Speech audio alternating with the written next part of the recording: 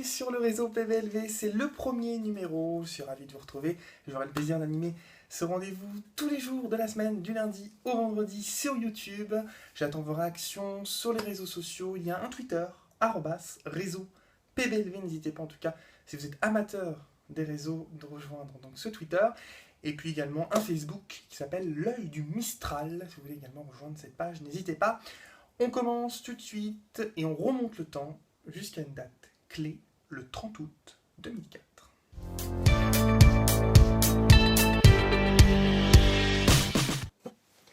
Remontons le temps ensemble et partons le 30 août 2004, là où tout a commencé. Il était 20h20 sur France 3 ce lundi 30 août 2004 et le premier épisode de Plus belle la vie a été diffusé. Souvenez-vous, vu sur la place du Mistral, les Marcy rentrent de vacances du Canada. Le Canada. Petit accent.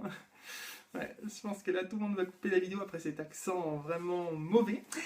Les Marcy, donc, comme je disais, rentraient de vacances. Leur fils Lucas, passionné de cinéma, une caméra à la main, les filmait en train d'arriver sur la place du Mistral. Il y avait également sa sœur, Johanna, 15 ans, qui à l'époque paraissait adorable. On était loin d'imaginer ce qui allait se passer après. Et puis, bien évidemment, Rudy Torres, qui lui sautait sur tout ce qui bouge, les conquêtes, il les enchaînait, jusqu'à voir Ninon Chomette, pour lequel il a eu un petit peu comme un coup de foudre, on va dire. Ninon Chomette, parlons-en justement. Elle a débarqué de Paris avec son père Vincent Chomette, architecte, qui a décidé d'emménager à Marseille, mais sans lui dire. Alors Ninon a très mal pris les choses, puisqu'elle avait ses amis à Paris, bien évidemment, et elle a fait une fugue dans ce premier épisode. Et puis, il y avait la doyenne du Mistral à l'époque, Rachel Lévy, l'interprète donc de Rachel Lévy, c'était Colette Renard, malheureusement qui nous a quittés depuis, pour qui on a une pensée aujourd'hui. Voilà, Rachel Lévy était menacée d'expulsion par son propriétaire. Voilà. Elle ne traitait pas trop bien d'ailleurs son propriétaire, parce que Rachel Lévy avait beaucoup de caractère. Et puis le couple emblématique du Mistral, Roland et Myrtha, qui vivaient à ce moment-là une relation secrète, excitante selon Myrtha. Pour Roland, un peu moins. Lui avait vraiment envie de vivre ça au grand jour, parce qu'à l'époque, il se voyait vraiment vieillir avec elle.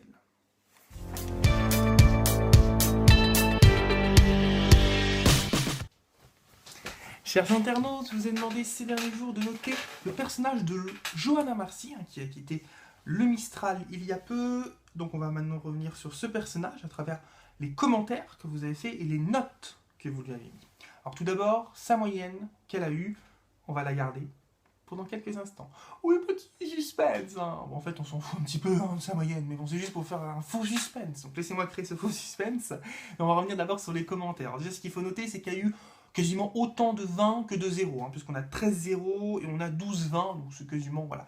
Égal, les commentaires, j'en ai sélectionné quelques-uns. Celui de Zari78. Alors, Zari78 a mis 14 à Johanna Marcy, simplement sur le fait que soit considérée comme la plus jolie de la série. Voilà, c'est une note juste sur la beauté pour Zari78, puisque sinon Zari78 juge Johanna égoïste. Un commentaire également de Kat de Luna. Alors Kat de Luna, elle, non, le physique, non, non, elle n'est pas convaincue du tout par cela, ça suffit pas, elle sac carrément Johanna, puisqu'elle lui met un 7 sur 20, elle la juge capricieuse et injuste avec sa mère. Alors injuste avec sa mère, je veux bien, mais juste petite parenthèse, n'oublions pas quand même que Blanche a couché avec le mari de Johanna. Donc injuste, oui et non, ça reste relativement contestable. Et puis Waspy a également donné une note. Waspy a mis 16 à Johanna, je cite, tantôt mûre, tantôt psychopathe, personnalité complexe. C'est ce que Waspy dit sur Johanna. Waspy regrette que Johanna n'ait pas été en couple avec Nathan, parce qu'ils étaient assez proches dans les débuts de la série. Johanna et Nathan en couple. Personnellement, si je peux donner mon avis, pas convaincu. Regardez, imaginez 2 secondes. Imaginez dans votre tête Johanna et Xavier. Facile à imaginer, puisqu'ils sont ensemble. Voyez. Et maintenant, imaginez dans votre tête Johanna et Nathan. Vous voyez ce que je veux dire? Maintenant, passons à la moyenne que vous avez donnée à Johanna. C'est une moyenne de 11,13 sur 20. C'est pas un gros succès, c'est pas une moyenne carton, mais bon, honnêtement, moi personnellement, à l'école, j'aurais rêvé d'avoir une moyenne de 11,13 sur 20, donc c'est déjà très bien.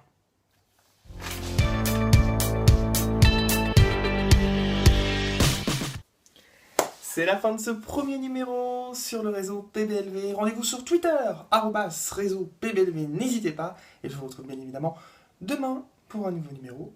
Ciao!